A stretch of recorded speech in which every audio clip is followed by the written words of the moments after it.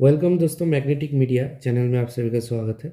आज हम basic math formula revision part 2 में आ गए हैं और यहाँ पे आज पढ़ेंगे काफ़ी सारे फार्मूला के बारे में। तो जल्दी से जल्दी शुरू करते हैं, समय को ज़्यादा वेस्ट नहीं करते हुए। तो पहले जो आता है हम लोगों का एरिथमेटिक नोट्स, परसेंटेज में आ जाते हैं हम लोग। परसेंटेज, तो परसेंटेज में पहले क्या होता है, परसेंटेज इंक्रीमेंट का जो बेसिक फार्मूला है, इंक्रीज वैल्यू। मान लेते हैं कि कोई वैल्यू मेरा इंक्रीज़ हो गया, पहले मेरा 25 रुपया था, उससे बढ़कर मेरा 30 रुपया हो गया है। तो क्या होगा, 30 - 25 और जो ओरिजिनल वैल्यू था 25, ये मेरा परसेंटेज इंक्रीज़ हो गया, ठीक है ना। और दूसरा हो गया मेरा परसेंटेज डिक्रीज़। परसेंटेज डिक्रीज़ क्या है, ओरिजिनल माइनस जो डिक्रीज़ हुआ वो वैल्यू डिवाइडेड बाई ओरिजिनल, ठीक है ना। उसके बाद मेरा एक नॉर्मल सा चार्ट आता है परसेंटेज का टेबल में। जैसे कि कोई भी 10%, मान लेते हैं मुझे 1000 का 10% निकालना है, तो 10% मेरा 100 हो जाएगा। कैसे, माइंड में हम करेंगे कि अगर ये मेरा 1000 का 10% करेंगे तो 10% के लिए ये जीरो से ये जीरो कैंसिल, ये जीरो से ये जीरो कैंसिल हो जाएगा, फिर मेरा क्या आ जाएगा, 100 रुपया आ जाएगा। उसी तरह से 10% का मतलब होता है 1/10। 20% का मतलब क्या होता है, 20% होता है 20/100, यानी कि मेरा 1/5। ये सारे के सारा वैल्यू जो है परसेंटेज टू फ्रैक्शन में कन्वर्ट कर दिया गया है, ठीक है। ये बहुत इंपॉर्टेंट सा फॉर्मूला है। 25% मेरा क्या होता है, 1/4 होता है। ऐसे ही 50% मेरा क्या होगा, 1/2। जैसे कि 500 रुपीज़ है, इसका 50% क्या करेंगे तो क्या होगा, 250 आएगा। 50% मतलब आधा होता है, जैसे कि ये आधा होता है, तो 500 का आधा क्या हो जाएगा, 250 रुपीज़ हो जाएगा। उसके बाद 75% क्या होगा, जैसे कि 25% अगर मेरा 1/4 होता है, तो 25 को 3 से मल्टीप्लाई करेंगे तो 75, यानी कि ये हो जाएगा मेरा 3/4, ठीक है ना। ये हो जाएगा मेरा 3/4। बिल्कुल इसी तरह 90% मेरा क्या होता है, तो 90% मेरा क्या होता है, 90/100 होता है। ये जीरो से ये जीरो कट गया, तो फ्रैक्शन में 9/10। ऐसे ही करके 33.33%, ये बहुत इंपॉर्टेंट है एग्जाम पॉइंट ऑफ व्यू से। 33.33% का मतलब होता है मेरा बेसिकली 1/3। ये कैसे होता है, ये इस तरह से होता है। जैसे कि मान लो 0.33 कर दिया, ठीक है ना, 0.33, यानी कि अगर मैं 1/3 को अगर दशमलव में भाग लगाऊँ तो पॉइंट के लिए 0, 3 3 9 10, 1 पॉइंट के लिए 0, 3 3 9, ऐसे करके 0.3333 करके चलता रहेगा, ठीक है ना। तो 16.66 का क्या होता है, ऐसे ही 16.66 का होता है 1/6। ये चार्ट और टेबल हमको याद रखना होगा। 12.5% का क्या होता है, मेरा 1/8 होता है। 12.5%, तो 12.5% अगर मैं कहूँगा, इसको 5 से मल्टीप्लाई कर देता हूँ, तो इसका क्या होता है,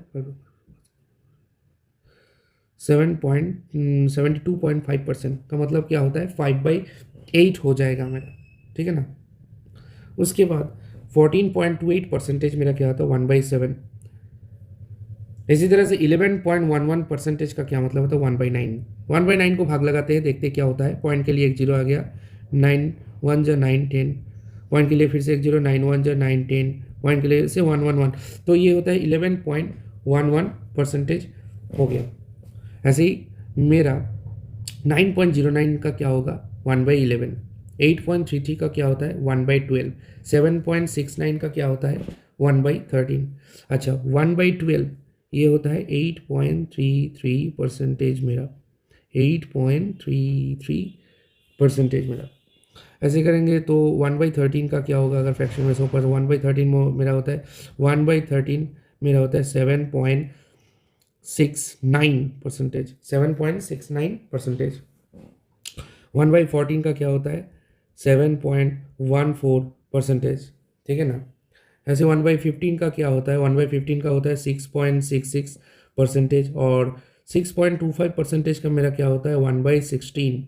ये काफ़ी क्लोज वैल्यू लगता है, ये काफ़ी क्लोज वैल्यू है और काफ़ी इंपॉर्टेंट वैल्यू भी है, 1/16, ठीक है ना। तो एक बार फिर से मैं चार्ट को रिवाइज करता हूँ।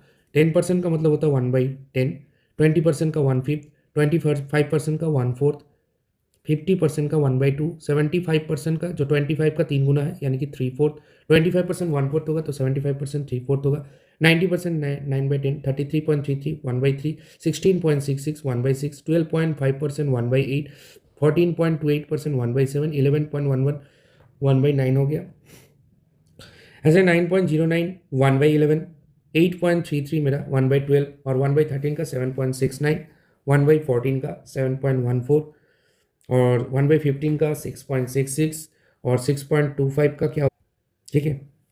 तो उसके बाद जो आते हैं डिस्काउंट के फॉर्मूला में, डिस्काउंट फॉर्मूला मेरा क्या है, कोई भी चीज़ का डिस्काउंट देते हैं तो क्या होता है, list price minus selling price, ठीक है ना। लिस्ट प्राइस यानी कि MRP माइनस सेलिंग प्राइस यानी कि सेल प्राइस, जो दाम में हम कस्टमर को बेचते हैं, ठीक है ना। तो मान लेते हैं किसी भी चीज़ का मेरा 60 रुपीज़ है, मैंने उसको 30 रुपीज़ में बेच दिया है, तो मेरा डिस्काउंट क्या हो गया 30, डिस्काउंट क्या हो गया 30। और इसी तरह से अगर डिस्काउंट परसेंटेज लिखेंगे तो डिस्काउंट लिखेंगे मतलब 30 बाई मेरा मार्क प्राइस क्या था 60 इंटू 100 करेंगे तो मेरा डिस्काउंट परसेंटेज आ जाएगा। तो परसेंटेज चेंज क्या होता है, new value minus old value by old value into 100, ठीक है ना। उसके बाद प्रॉफिट का कुछ, प्रॉफिट सेक्शन में आ जाते हैं, प्रॉफिट एंड लॉस का जो फॉर्मूला, प्रॉफिट मेरा क्या होता है, अगर सेलिंग प्राइस मेरा कॉस्ट प्राइस से ज़्यादा रहेगा तो उस केसेस में मेरा प्रॉफिट हो जाएगा, और अगर सेलिंग प्राइस कम होगा यानी कि CP माइनस SP होगा तो मेरा हो जाएगा लॉस। CP मतलब कॉस्ट प्राइस, SP मतलब सेलिंग प्राइस, ठीक है ना।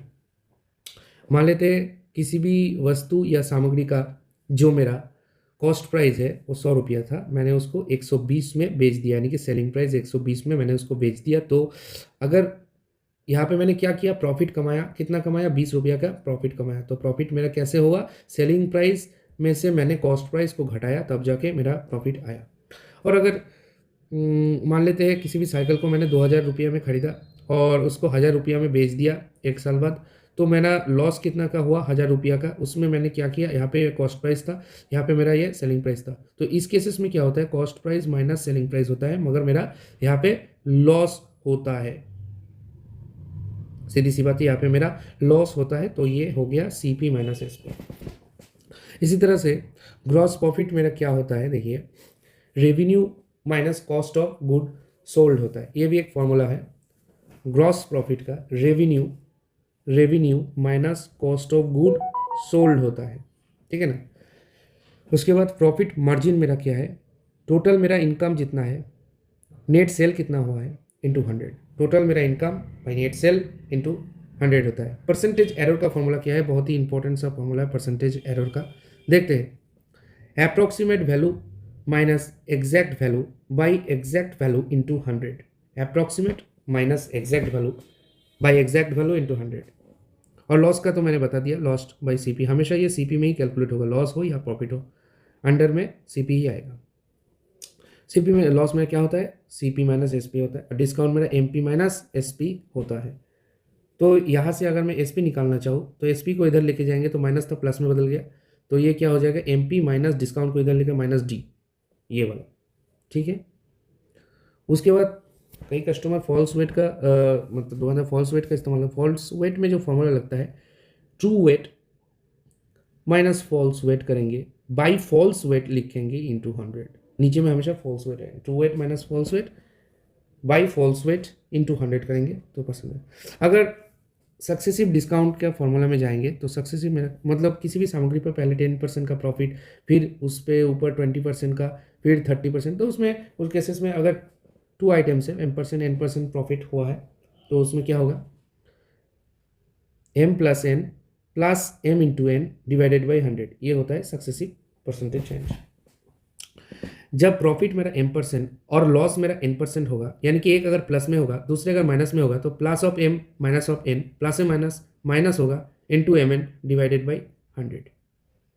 जैसे कि किसी वस्तु को 10% की प्रॉफिट फिर 20% का लॉस, तो क्या होगा प्लस से minus minus 10 into 20 divided by 100, ये होगा मेरा फॉर्मूला का प्रयोग, ठीक है ना। फिर उसके बाद अगर इफ P% और N% आर इक्वल, प्रॉफिट और लॉस मेरा अगर इक्वल हो जाए तो उस केसेस में मेरा P²/100 होता है, P²/100 होता है, ठीक है ना। उसके बाद if a product is sold M% profit then again sold N% profit, then actual cost price मेरा क्या होगा, अगर उस केसेस में मेरा कॉस्ट प्राइस पूछा जाए तो वो होगा 100 फिर मल्टीप्लाई 100 फिर प्रॉफिट फिर divided by 100 plus M 100 plus N, ठीक है ना, यानी कि एम एन का जो प्रॉफिट हुआ है वो 100 मल्टीप्लाई 100 इंटू प्रॉफिट, ठीक है ना, divided by 100 plus M into 100 plus N, वो मेरा कॉस्ट प्राइस निकल के आ जाएगा। If two object are sold at the same selling price, selling price अगर मेरा सेम हो तो उस केसेस में मेरा एक फॉर्मूला लगता है X square by 100, one at x% profit and one at x% loss. मगर मेरा सेलिंग प्राइस अगर सेम हो तो मेरा उस केसेस में एक्स स्क्वायर बाई 100 का फॉर्मूला यूज़ करेंगे। इसमें था P square by 100, loss equals to profit होगा तो पी स्क्वायर बाई 100, और अगर सेम सेलिंग प्राइस रहेगा तो एक्स स्क्वायर बाई 100। वैसे कि 10 एक्स मतलब ये 10% का प्रॉफिट हो रहा है, यहाँ पे 10% का लॉस, तो यहाँ पे 10 स्क्वायर बाई 100 करेंगे, ठीक है ना, तो वो बनेगा 1% का लॉस निकल के आ जाएगा, ठीक है ना। उसके बाद मेरा एम और सी का एक फॉर्मूला आता है, एम और सी का रेशियो निकालेंगे। एम का मतलब क्या होता है, यहाँ पे डिस्काउंट होता है 100 माइनस डी, और सी का होता है 100 प्लस पी, तो यहाँ पे एक फॉर्मूला लग जाता है। फिर मार्कअप परसेंटेज कैसे निकालेंगे, markup by cost price into 100 करेंगे, markup by cost price into 100 करेंगे। उसके बाद मेरा एरिथमेटिक सीक्वेंस का कुछ फॉर्मूला दिया गया है, जैसे कि ए ऑफ nth मेरा n टर्म है, जैसे कि 6 टर्म मुझे निकाल के दिखाओ, तो ये क्या हो जाएगा, ए ऑफ 6 इक्वल्स टू, ये फर्स्ट टर्म है, फर्स्ट टर्म मान लेते हैं मेरा 1 है, और नंबर ऑफ टर्म्स मान लेते हैं मेरा 5 है, 5 माइनस 1, कॉमन डिफरेंस मान लेते हैं 2 है, तो ये मेरा क्या हो जाएगा, 5 माइनस 1 का होता है 4, 4 इंटू 2 होता है कितना 8, 8 प्लस 1 9, तो 6 वाला टर्म मेरा कितना था 9, कुछ इस तरह से निकलेगा। A of n equals to a of 1 मतलब फर्स्ट टर्म, एन मेरा नंबर ऑफ टर्म्स, डी मेरा कॉमन डिफरेंस होगा। यहाँ पे लिखा है a of n is the n number of terms in the sequence, a of 1 is the first term, d is the common difference. दोस्तों मैंने इसका एक सेपरेट से वीडियो बनाया है अरिथमेटिक सीक्वेंस का, उसे ज़रूर देख लेना, उसमें सारा चीज़ कवरअप किया है। इसमें सिर्फ मैं फॉर्मूला रिविजन करा रहा हूँ और कुछ नहीं। The sum of arithmetic sequence एक और फॉर्मूला आता है, जैसे कि मान लेते हैं a plus d, a plus 2d, ऐसे करके a plus n minus 1 into d होगा, तो सम ऑफ एन टर्म क्या होगा, n by 2, 2a plus n minus 1 into d हो जाएगा। उसके बाद मेरा एरिथमेटिक प्रोग्रेशन का अगर लास्ट टर्म दिया रहेगा तो उस केसेस में मैं क्या करूँगा, एक और फॉर्मूला है N by 2 first term plus last term, sum number of terms निकल के आ जाएगा। उसके बाद मेरा जीपी सीरीज का कुछ फॉर्मूला दिया गया है, यहाँ पे जीपी सीरीज का जो फॉर्मूला दिया गया है वो देखिए, जीपी सीरीज को इस से होगा, जैसे कि A R square, A R cube, A R 4, A R to the power ऐसे 0, फिर 1, फिर 2, फिर 3, फिर 4, इस तरह से चलेगा, ठीक है ना। तो मुझे आर मतलब कॉमन रेशियो निकालने का जो फॉर्मूला है, दूसरे वाला टर्म डिवाइडेड बाई पहले वाला, दूसरे वाला बाई डिवाइडेड बाई उसके आगे वाला, तो मेरा इस तरह से कुछ आता है, ये आर ही होगा, जैसे कि ये बाई ये, तो इसमें आर ही होगा। ए मेरा फर्स्ट टर्म है, आर मेरा कॉमन रेशियो है, तो एन टर्म का फॉर्मूला क्या है, a of r to the power sorry a into r to the power N minus 1, a into r to the power N minus 1। Sum of n term अगर निकालना चाहेंगे तो क्या होगा, सम ऑफ एन टर्म हो जाएगा A R to the power N minus 1, उसके बाद बाई आर माइनस 1 करेंगे, ठीक है ना। अगर मेरा आर 1 से बड़ा है और आर का वैल्यू कभी भी 1 नहीं है तो मेरा सम ऑफ टर्म्स क्या रहेगा, A R to the power N minus 1 by R minus 1। अगर मेरा आर इक्वल्स टू 1 बन गया तो sum of n term n into a हो जाएगा, ये भी एक फॉर्मूला आता है। इनफाइनाइट जियोमेट्रिक प्रोग्रेशन में क्या फॉर्मूला है, summation of k equals to 0 tends to infinity, तो क्या हो जाएगा, a of r to the power k equals to a by 1 minus r, a 1 by 1 minus r, ये हो जाएगा जियोमेट्रिक इनफाइनाइट सीरीज का। फिर उसके बाद देखिए प्रोबेबिलिटी का कुछ फॉर्मूला लाया है, ठीक है। प्रोबेबिलिटी का जो रेंज होता है वो हमेशा 0 से बड़ा और 1 से छोटा होता है, ठीक है ना, 0 से बड़ा या 0 के इक्वल, 1 से छोटा या 1 के इक्वल, ठीक है ना। उसके बाद देखो प्रोबेबिलिटी, इसको कहते हैं यूनियन, यू को कहते हैं यूनियन और इसको कहते हैं इंटरसेक्शन। तो probability of A union B क्या हो जाएगा, addition rule, probability of A plus probability of B minus probability of A intersection B, union से ये डायरेक्ट इंटरसेक्शन में आ रहा है। फिर प्रोबेबिलिटी कॉम्प्लीमेंट्री रूल क्या है, probability of A complement plus probability of A equals to 1, ये हमेशा 1 होता है, ये इंपॉर्टेंट फॉर्मूला है। Probability of A intersection B हमेशा 0 होता है, डिसजॉइंट इवेंट्स जब होगा तब। Probability of A intersection B होता है probability of A into probability of E independence rules. ये क्या होता है, इंडिपेंडेंट इवेंट्स के लिए ये अलग अलग प्रोबेबिलिटी ऑफ ए मल्टीप्लाई और dot B. Probability A divided by B conditional probability क्या होता है, A intersection B by probability of B. ये कंडीशन, जिस कंडीशन में इसका यूज होता है फॉर बायस फॉर्मूला, ये भी काफ़ी इंपॉर्टेंट है। Probability of A by B equals to probability of B by A into probability of A by probability of B. फिर देखते हैं एक बार और से प्रोबेबिलिटी का जो फॉर्मूला है एक बार और से रिवीजन कर लेते हैं, ठीक है। रेंज क्या होता है, 0 से बड़ा 1 से छोटा होता है। और ये वाला इंपॉर्टेंट फॉर्मूला है ए यूनियन बी, क्या क्या होता है, probability of A plus probability of B minus A intersection B. फिर उसके बाद प्रोबेबिलिटी ऑफ ए कॉम्प्लीमेंट और प्रोबेबिलिटी ऑफ ए वो हमेशा 1 होगा, इंटरसेक्शन का 0 आएगा। Probability of intersection B independent के लिए ए इंटू बी आएगा, ए बाई बी के लिए कंडीशनल के लिए probability of A intersection B, उसके बाद probability of B. Bayes formula A by B हो जाएगा B by A into probability of A by probability of B. उसके बाद देखो एक परमुटेशन का फॉर्मूला है, इसमें कभी कभार परमुटेशन कॉम्बिनेशन भी आ जाता है। परमुटेशन एन पी आर के क्या है, एन फैक्टोरियल यहाँ पे बैठ गया बाई एन माइनस आर का फैक्टोरियल। जब सी बीच में आ जाएगा तो वो होगा कॉम्बिनेशन, पी मतलब परमुटेशन, सी मतलब कॉम्बिनेशन। तो ये क्या होगा, एन फैक्टोरियल होगा by R factorial into N minus R factorial. ये एक्स्ट्रा करके आ जाता है, कॉम्बिनेशन में आ जाता है, ठीक ना। उसके बाद फाइनल जो देखेंगे नंबर सिस्टम का एक फॉर्मूला। नंबर सिस्टम का ही सब फॉर्मूला, जैसे नेचुरल नंबर में क्या होता है, 0 को छोड़ के 1 से लेके इनफाइनाइट तक जितना भी टर्म चलेगा वो मेरा नेचुरल नंबर है। 1 2 3 4 5 6 7 8 करके सो ऑन चलता रहेगा। होल नंबर क्या है, 0 को इंक्लूड करेंगे, इंक्लूड करने के बाद चलता रहेगा 1 2 3 4 5 6, ये मेरा होल नंबर कहलाए। इंटीजर मेरा नेगेटिव इंटीजर पॉजिटिव इंटीजर दोनों ही होते हैं। -1 से लेके 2 3 4 ऐसे सो ऑन चलता रहेगा, +1 2 3 4 सो ऑन चलता रहेगा। रैशनल नंबर क्या है, anything which can be denoted by p by q and q is never equals to be 0, कभी भी नॉट इक्वल्स टू 0, 0 नहीं होगा, मतलब मेरा डिनोमिनेटर टर्म कभी भी 0 नहीं आ सकता, उसको हम रैशनल नंबर कहेंगे।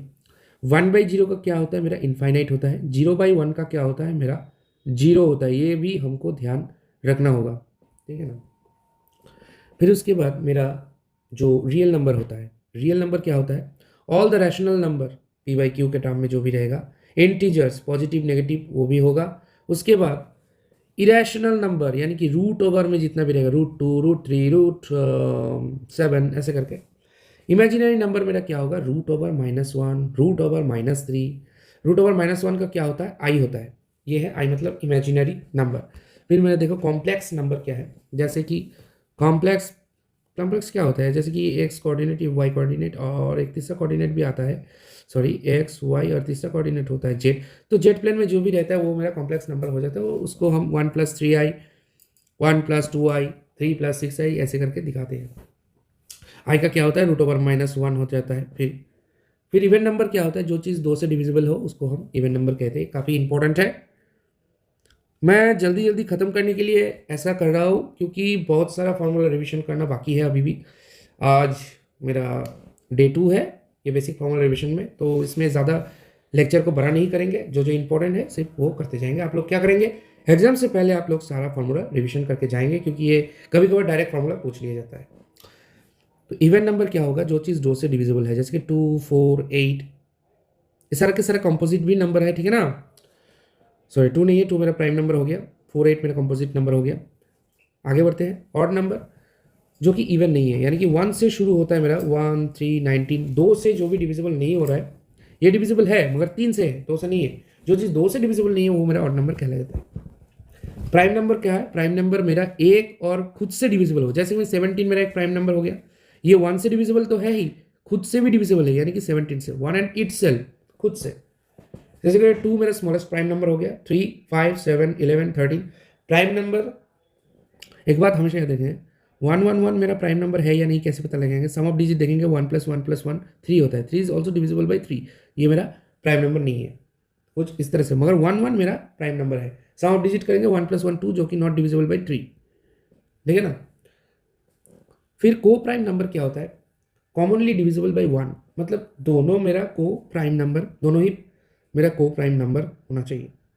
जैसे कि मेरा 11 और 17 कह दिया, ये मेरा को प्राइम नंबर है, ठीक है ना, मतलब दोनों 1 से डिविजिबल होगा।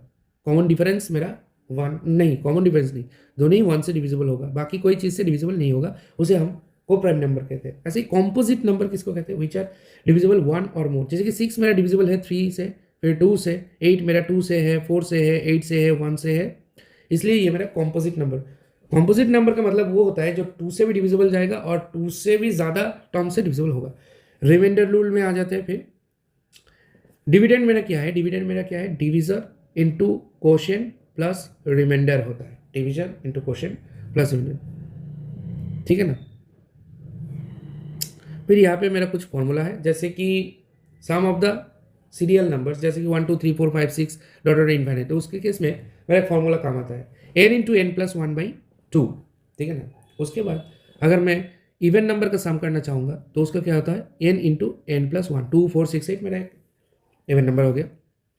फिर मेरा ऑड नंबर जो 2 से डिविजिबल नहीं है उसका सम 1 3 5 7, तो उसका सम क्या होगा, n स्क्वायर, डायरेक्ट याद रखेंगे, ऑड नंबर का सम n स्क्वायर होता है। फिर square of the sum of terms, मतलब किसी भी स्क्वायर का पहले स्क्वायर करके उसको जोड़ने के लिए जो फॉर्मूला होता है, 1 square plus 2 square plus 3 square, उसका होता है n into n plus 1, 2n plus 1/6 होता है। फिर sum of the cube of all the numbers, वो क्या होता है, n इंटू एन प्लस 1/2, उसका होल स्क्वायर होता है। ये दो फॉर्मूला काफ़ी इंपॉर्टेंट है और एग्जाम पॉइंट ऑफ व्यू से इसमें क्वेश्चन 100% आएगा और पूछेगा, ठीक है ना।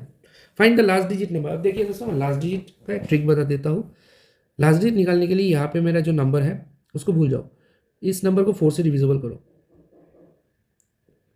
3 4 ज़ा 12, रिमाइंडर 10, सॉरी, इसको अगर 4 से डिविजिबल करेंगे तो रिमाइंडर मेरा 2 आएगा, हाँ 2 आएगा।